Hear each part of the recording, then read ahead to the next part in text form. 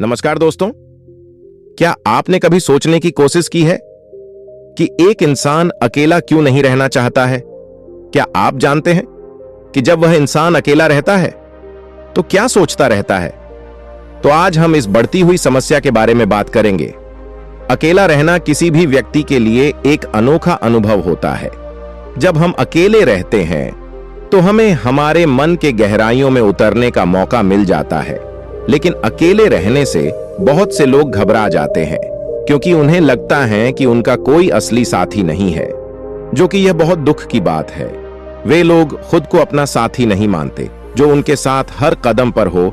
इसी कारण इनका जीवन अजीब सा महसूस होता है। अकेलापन का असर हमारे शरीर और मन पर भी होता है। कुछ लोग अकेलेपन में अपने आप को खो देते हैं, जिससे उनका आत्मविश्वास कम हो जाता है। उनको लगने लगता है कि उनका कोई सुनने वाला नहीं है। लेकिन कभी आपने सोचा है कि अकेले रहने में क्या क्या फायदे हो सकते हैं? इस वीडियो में हम आपके सभी प्रश्नों का उत्तर देंगे। अगर आप भी अकेलापन से गुजर रहे हैं या आपको ऐसा लग रहा है कि किसी को अकेलेपन का सामना करना पड़ रहा है और यह अकेलापन बहुत बुरी बात है, तो ये वीडियो सिर्फ आपके लिए है। तो आइए शुरू करते हैं। आज की कहानी एक नौजवान बेटे और उसके पिता की है। हर पिता का यह सपना होता है कि उसका बेटा इस दुनिया में एक अलग पहचान बनाए और उसकी योग्यता पर बनी हो और वह कुछ ऐसा कर दिखाए जिस पर उसे गर्व हो। कुछ ऐसा ही सोचना था उस व्यापारी के बेटे का। बहुत समय पहले की बात है। जापान में एक व्यापारी रहता था जो शहर का सबसे अमीर व्यक्ति था। उसके पास सब कुछ था। उसके पास किसी चीज की कोई कमी नहीं थी, केवल अपने बेटे से परेशान था। एक दिन वह व्यापारी अपने बेटे से कहता है, तुम मेरे साथ व्यापार में हाथ क्यों नहीं बढ़ाते? तुम्हें व्यापार के तौर तरीके सीख लेनी चाहिए, क्योंकि भविष्य में तुम्हें यही तो करना है। यदि तुम व्यापार में हाथ नहीं बढ़ा पाएगा तो फिर क्या करोगे? वह नौजवान युवक अपने पिता से कुछ नहीं कहता, क्योंकि उसका व्यापार में बिल्कुल भी मन नहीं लगता था, क्योंकि वह पूरे दिन मार्शल आर्ट की किताबें पढ़ता। जब भी कोई खिलाड़ी शहर में आता तो वह पूरा दिन उसी के पीछे पीछे घूमता रहता है। एक बार पूरे परिवार के सदस्यों ने मिलकर उसे समझाने की कोशिश की। वे कहने लगे, बेटा, तुम्हारे पास इतना बड़ा व्यापार है, फिर भी तुम अपने पिता का हाथ क्यों नहीं बढ़ाना चाहते? यदि तुम अपना व्यापार नहीं देखोगे तो फिर कौन देखेगा? इस पर वह नौजवान युवक जवाब देते हुए कहता है, मैं खुद के दम पर कुछ बनना चाहता हूं। मैं चाहता हूं कि मेरी एक अलग पहचान हो। लोग मुझे मेरे काम की वजह से जाने। भविष्य में देश का सर्वश्रेष्ठ निशानेबाजी बनना चाहता हूं। उस युवक की यह बात सुनकर उस व्यापारी को बहुत तेज क्रोध आया, लेकिन फिर भी उसने अपने क्रोध पर काबू पाया। कुछ देर सोच विचार करने के बाद व्यापारी ने अपने बेटे से कहा, बेटा, अगर तुम यही करना चाहते हो तो ठीक है, मैं तुझे अगले 3 साल का समय तुम्हें देता हूं। यह सुनकर नौजवान युवक बहुत खुश हुआ। तभी आगे वह व्यापारी कहता है, लेकिन मेरी एक शर्त है। इस पर वह नौजवान युवक कहता है, क्या पिताजी, देखो, मैं तुम्हें अगले 3 साल का समय तो दे रहा हूं, लेकिन तुम्हें हर साल मुझे यह बताना होगा कि तुम क्या कर रहे हो और तुमने उसमें कितनी उन्नति कर ली है। यदि तुम मुझे अपने काम से संतुष्ट कर पाए तब तो ठीक है, वरना तुम्हें मेरे साथ मेरे व्यापार में हाथ बढ़ाना होगा। नौजवान युवक काफी सोच विचार कर अपने पिता से कहता है, ठीक है पिताजी, मुझे आपकी शर्त मंजूर है। उसके ठीक 2 दिन बाद वह नौजवान युवक अपने पिता की आज्ञा लेकर निशानेबाजी सीखने के लिए घर से निकल पड़ता है और कई दिनों की यात्रा करके एक गुरु के पास पहुंचता है। वह गुरु जापान में निशानेबाजी और युद्ध कला सिखाने के लिए प्रसिद्ध थे। उनकी प्रसिद्ध दूर दूर तक फैली हुई थी, लेकिन वह बहुत कम लोगों को अपना शिष्य बनते थे।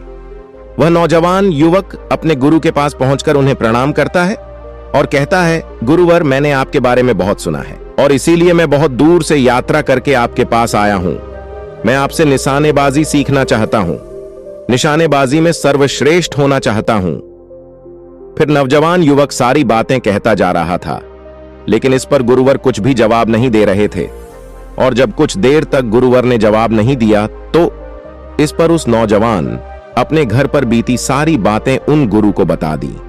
उसने यह बता दिया कि किस तरह से उसके पिता ने उसके सामने शर्त रखी है। यदि अपने जीवन में सफल ना हो पाया, उसने अपने जीवन में वह ना कर पाए जो वह करना चाहता है, तो उसे उनका व्यापार आगे बढ़ाना होगा।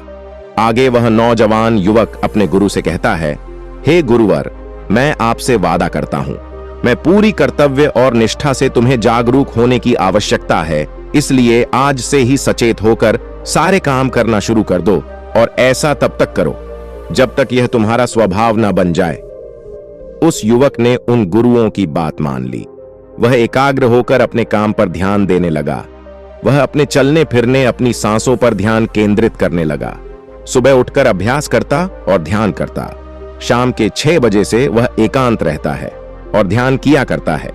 ध्यान करने के बाद करीब 9 बजे के बाद वह सो जाया करता है और ठीक सुबह 4 बजे अंधेरे में उठकर वह निशानेबाजी का प्रयास करने लगा। और यह सब उसे एकांत में रहकर ही करना था। और यह सारी क्रियाएं दोपहर के 2 बजे तक यूं ही चलती रहती हैं। और इस समय के दौरान न तो कहीं जाना और ना ही किसी से मिलना। यहां तक कि उस युवक को किसी से बात करने की भी कोई अनुमति नहीं थी। और बचे हुए 4 घंटे अर्थात दोपहर को 2 बजे से शाम को 6 बजे तक बाकी सभी शिष्यों के साथ मिलकर आश्रम की देख रेख करता, आश्रम की सफाई करता और शाम के 6 बजने के बाद अकेले रहने का नियम दोबारा से लागू हो जाता था। ऐसे करते करते करीब 3 सप्ताह बीत चुके थे और नौजवान युवक पूरा मन लगाकर सीखने की कोशिश कर रहा था। समय बीतता जा रहा था। उस नौजवान युवक का जोश ठंडा पड़ रहा था। अब उसके लिए उस आश्रम में एक एक पल बिताना बहुत मुश्किल हो रहा था। अब उस नौजवान युवक ने अपने गुरु के बातों को अनदेखा करना शुरू कर दिया था। वह उन सभी नियमों को तोड़कर अपने सभी गुरु भाइयों के साथ मिलकर गप्पे लड़ाने लगा था। वह उन्हें अपने व्यापार के बारे में बताया करता था कि उनके पास क्या कुछ है। वह उसका बखान किया करता और उस नौजवान युवक को इतना अमीर पाकर कई लोग उसके मित्र भी बन चुके, क्योंकि सोचते थे कि यह तो अमीर व्यापारी का बेटा है, कभी ना कभी तो भविष्य में कोई ना कोई फायदा हमें अवश्य मिलेगा। देखते ही देखते उस नौजवान युवक और बाकी लोगों की दोस्ती और भी गहरी होती जा रही थी।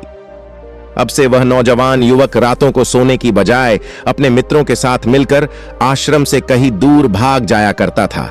जंगलों में जाकर गप्पे लड़ाता, मौज मस्ती किया करता था और इस कारणवश वह सुबह उठ नहीं पाता और इसी वजह से वह कभी ध्यान भी नहीं कर पाता था। एक दिन गुरुवर ने उस नौजवान युवक को अपने पास बुलाए और कहने लगे, बेटा देखो, मैं जानता हूं कि तुम रात को आश्रम में नहीं रहते हो और ना ही तुम एकांत में रहकर अभ्यास कर रहे हो। मैंने तुमसे पहले ही कहा था, यदि तुम एक बार निशानेबाजी की शिक्षा को आरंभ कर लिया तो तुम्हें इसे पूरा करना ही होगा। और तुमने मुझसे वादा किया था कि तुम पूरी कर्तव्य निष्ठा के साथ निशानेबाजी की शिक्षा को ग्रहण करोगे और मेरा समय बर्बाद नहीं करोगे। यदि तुम ऐसा ही करते रहे तो 1 साल बाद जब तुम्हारे पिता तुमसे पूछेंगे कि तुमने इस 1 साल में क्या किया, तुमने उसमें कितनी उन्नति की, तुम उन्हें क्या जवाब दोगे? उस वक्त तुम उन्हें क्या मुंह दिखाओगे? इस पर वह नौजवान युवक कहता है, हे गुरुवर, आप सत्य कहते हैं। जब मैंने शुरू किया था तो मेरे अंदर उत्साह था, मेरे अंदर निशानेबाजी सीखने की जिज्ञासा थी, लेकिन तब मैं यह नहीं जानता था कि मुझे अकेले रहकर अभ्यास करना होगा। एकांत रहकर मैं थक चुका हूं और यह मुझे बहुत कठिन लगता है। मेरा एक एक पल जैसे मुझे काटने को दौड़ता है। जब भी मैं ध्यान करने बैठता हूं तो मेरा मन यहां वहां भागता रहता है और मैं ध्यान नहीं कर पाता और इसी कारण मेरी चिंता और भी बढ़ जाती है। मुझे समझ नहीं आता कि यदि मैं ध्यान नहीं कर पाऊंगा तो मैं अपने अभ्यास को पूरा कैसे कर पाऊंगा। और साथ ही जब मैं एकांत में रहता हूं तब भी मेरे मन में तरह तरह के विचार चलते रहते हैं। मैं इनसे पीछा छुड़ाना चाहता हूं लेकिन मैं इनसे पीछा छुड़ा नहीं पाता। इस पर गुरुवर मुस्कुराने लगे और उस युवक से कहते हैं, बेटा, अकेलेपन से तुम भागने का प्रयास कर रहे हो। इस अकेलेपन में बहुत ताकत होती है, इसे तुम्हें समझना चाहिए। किंतु फिर भी यदि तुम इस अभ्यास को बीच में छोड़कर जाना चाहते हो तो तुम जा सकते हो, लेकिन जाने से पहले मेरी बस एक बात मान लो। इस पर नौजवान युवक कहता है, ठीक है, बताइए आप क्या चाहते हैं। तभी गुरुवर कहते हैं, बेटा, यहां से 1 दिन की दूरी पर एक बहुत ही बड़ा पहाड़ है। तुम्हें वहां पर पूरा 1 दिन बिताना है और सुबह उसकी चोटी पर तुम्हें एक बाज नजर आएगा और सुबह उस बांझ की हरकतों पर तुम्हें ध्यान देना है। ध्यान रखना उसका, तुम्हें शिकार नहीं करना, बल्कि उसकी हरकतों पर तुम्हें नजर रखना है कि वह क्या कर रहा है, क्यों कर रहा है। उसे ध्यान से देखना है, उसकी हर एक हरकत को तुम्हें समझना है। और जब तुम अगले दिन वापस लौट कर आओगे तो मैं तुमसे केवल एक सवाल करूं। यदि तुमने उस सवाल का सही जवाब मुझे दे दिया तो मैं तुम्हें जाने से बिल्कुल भी नहीं रोकूंगा। उस नौजवान ने काफी कुछ सोच विचार किया और उसके बाद में गुरु की बात मान जाता है और उन्हें प्रणाम करके उस पहाड़ की ओर चल पड़ता है। देखते ही देखते वह एक दिन का सफर तय करके इस पहाड़ की चोटी पर चढ़ गया और उसने पूरी रात वहीं पर बिताए। और अगली सुबह होने से पहले जब यहां वहां देख रहा था, तभी उसकी नजर उस पहाड़ की चोटी पर पड़ी। उसने देखा कि एक सुनहरा बाज चट्टान की चोटी पर बैठा है, पहाड़ के नीच झाड़ियों की ओर ध्यानपूर्वक देख रहा है। वह नौजवान युवक पहाड़ के नीचे छुप गया और छुपकर उसकी सारी हरकतों पर नजर रखने लगा, उसे देखने लगा। उस नौजवान युवक ने देखा कि कुछ चरवाहे अपनी भेड़ बकरियों को उस घट्टी में चराने के लिए आए हैं और तभी उस युवक की नजर उस पर पड़ी जो एकदम शांत बैठा हुआ था। लेकिन तभी अचानक उसने उड़ान भरी और नीचे की ओर जाते हुए वह उन चरवाहों के पास पहुंच गया। जब तक चरवाहों की नजर उस बाज पर पड़ती तब तक उन भेड़ बकरियों में से एक बच्चे को अपने पंजों में दबोचा और उसे ले उड़ा। जब तक चरवाहे कुछ समझ पाते तब तक शिकार हो चुका था। नौजवान युवक यह देखकर बहुत हैरान रह गया।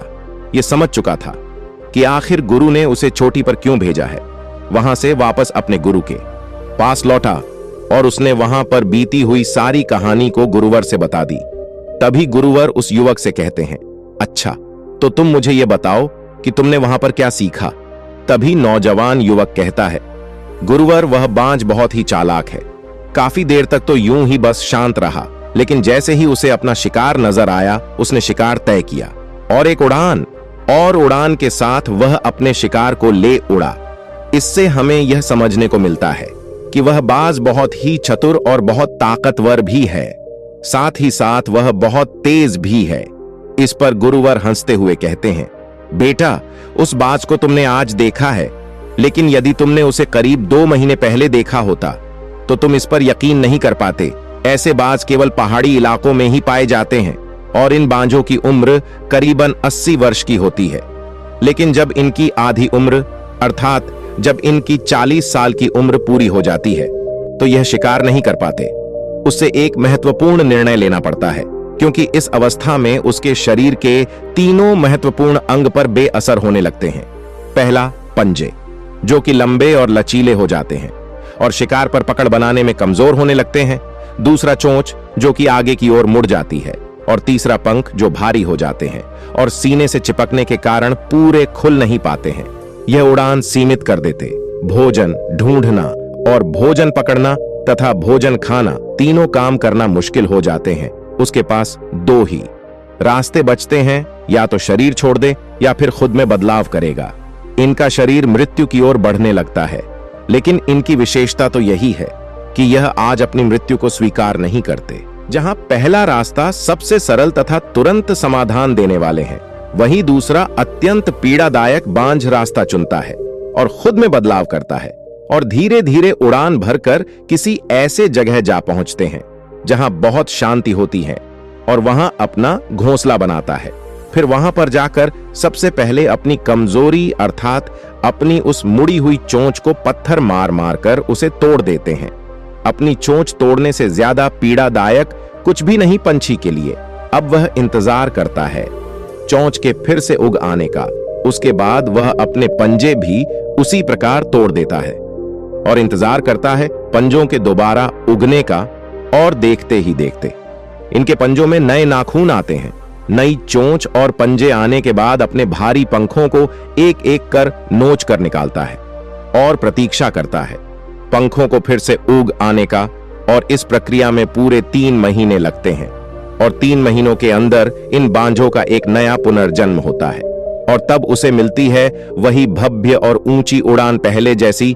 इस पुनर्जन्म के बाद 32 साल और जीता है ऊर्जा, सम्मान और गरिमा के साथ।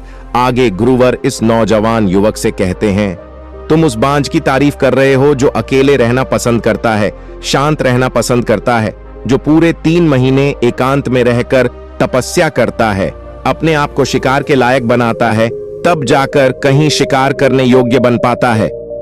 तुमने देखा होगा कि जो भी ताकतवर इंसान है वह हमेशा एकांत ही रहता है, लेकिन जो व्यक्ति कमजोर है, जिसके अंदर तरह तरह की कमियां हैं, वह लोगों के बीच छुपने का प्रयास करता है। आगे गुरुवार उस नौजवान युवक से कहते हैं, मेरी बात ध्यानपूर्वक सुनो। यदि तुम अपने जीवन में सफल होना चाहते हो, अपनी पहचान बनाना चाहते हो, तो सबसे पहले दिशाहीन से दृढ़ निश्चय वाले बनो। जब तुम खुद के लिए समय निकालते हो, जब तुम एकांत रहने का चुनाव करते हो, तुम अपने दिल में जो भी काम कर रहे हो उस पर तुम ध्यान दे पाते हो, सचेत हो पाते हो। साथ ही साथ तुम किसी भी चीज पर सही निर्णय ले पाते हो, और एकांत आपको हमेशा कुछ न कुछ नया सिखाता ही रहता है। आगे गुरुवर उस युवक को दूसरी बात बताते हुए कहते हैं, आज जो मौका तुम्हारे पास है वह मौका तुम्हें दोबारा नहीं मिलेगा। इसीलिए इस मौके की कीमत को समझो, क्योंकि तुम्हें एकांत खुद को बनाने के लिए मिला है। तो अपने जीवन में देखो, उसे समझो और उन कमियों को दूर करो। तुम तो बड़े शहर से हो, तुमने यह भी देखा होगा कि शहर के लोग अपना पालन पोषण करने के लिए दिन रात मेहनत करते रहते हैं। ना तो उनके पास सीखने का समय है और ना ही उनके पास एकांत में रहने का समय, इसलिए वह कभी भी खुद को जान तक नहीं पाते। यह अकेलापन, वह संघर्ष जिसे तुम व्यर्थ समझ रहे हो और जिसे तुम यूं ही बर्बाद कर रहे हो, यह मौका तुम्हें कुछ बनने के लिए मिला है, और यह मौका दोबारा लौटकर वापस नहीं आएगा। आगे गुरुवर दूसरी बात बताते हुए कहते हैं, जिन लोगों के साथ तुम घूमते रहते हो तथा जिन लोगों के साथ तुम गप्पे लड़ा रहे हो, जिनके साथ तुम अपना समय व्यतीत कर रहे हो, उन्हें खुद तक नहीं पता कि वह क्या कर रहे हैं। खुद इस बात का एहसास नहीं है कि वह खुद अपना कितना बड़ा नुकसान कर रहे हैं। तुम ऐसे लोगों के साथ अपना समय बिताते हो जिससे अवश्य ही तुम भी दिशाहीन हो जाओगे, और तुम भी यह समझ नहीं पाओगे कि तुम्हें अपने जीवन में क्या करना है। शुरू में तुम्हें अकेले रहने में थोड़ी तकलीफ जरूर होगी, लेकिन धीरे धीरे तुम्हें इनके साथ रहने की आदत पड़ जाएगी। इसलिए अकेलेपन का इस्तेमाल एकांत रहने के लिए करो, और अपना उद्देश्य याद रखो। यह याद करो कि तुम यहां पर क्यों आए थे और तुमने अपने जीवन में क्या लक्ष्य तय किए थे। गुरुवर के इतना कहने के बाद वह नौजवान युवक सोचने लगा। वह यह समझने लगा कि आखिर वह यहां पर क्यों आया था। तब उसे याद आया कि उसके गुरु ने उसे क्या कहा था कि अपने अकेलेपन का इस्तेमाल करो, क्योंकि अकेलापन ही एकांत बन जाएगा और वह तुम्हें आगे बढ़ने में तुम्हारी मदद करेगा। दूसरी बात, अभ्यास में संतुष्टि ढूंढो, क्योंकि उस नौजवान युवक का सारा ध्यान केवल अभ्यास में लगाना, इसके अलावा कुछ और पाने की कोशिश नहीं करना।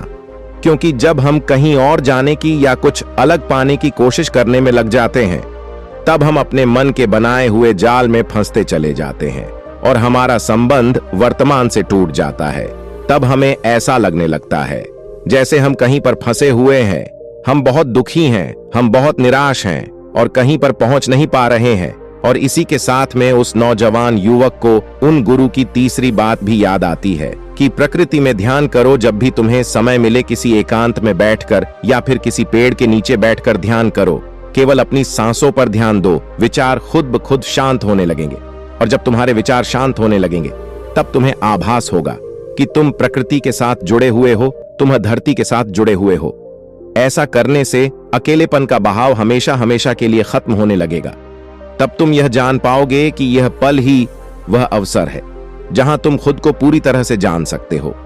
तभी तुम अकेलेपन का फायदा उठा सकोगे और इस अकेलेपन को जीता जाता है। इन सभी बातों को ध्यान करके उस नौजवान युवक ने यह निश्चय किया कि वह आश्रम छोड़कर कभी कहीं नहीं जाएगा जब तक कि वह अपने इस लक्ष्य को प्राप्त नहीं कर लेता। यहां पर एक सर्वश्रेष्ठ धनुर्धर बनने आया था और वह यहां से सर्वश्रेष्ठ धनुर्धर बनकर ही जाएगा। इसके बाद अगले ही दिन से अभ्यास में पूरी तरह से लीन हो गया। दोस्तों, यदि आप इस जीवन में अपनी एक पहचान बनाना चाहते हैं, अपने जीवन में कोई लक्ष्य प्राप्त करना चाहते हैं, तो कुछ अलग पाने का प्रयास छोड़ दें।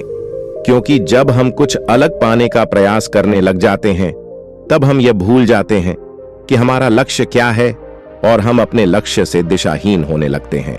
और इसी कारण हम अपने लक्ष्य तक कभी पहुंच नहीं पाते, क्योंकि हमारा मन कुछ अलग पाने के लिए निरंतर प्रेरित करता रहता है। और इसी कारण हम अपने मन के जाल में फंसते चले जाते हैं और हम अपने लक्ष्य पर ध्यान नहीं दे पाते। और इसीलिए अपने जीवन में यदि आप कोई लक्ष्य हासिल करना चाहते हैं तो अधिक पाने का प्रयास छोड़कर केवल अपने अभ्यास पर ध्यान केंद्रित करें। आज के इस वीडियो से क्या सीखा, और देखना कि आप जरूर अपने लक्ष्य में सफल होंगे। दोस्तों, आपने इस कहानी से क्या सीखा तो आप मुझे कमेंट में जरूर बताएं। इसी के साथ आपको आज की वीडियो पसंद आई होगी तो वीडियो को शेयर करें, और उसी के साथ में उम्मीद है कि चैनल को जरूर सब्सक्राइब करेंगे। धन्यवाद।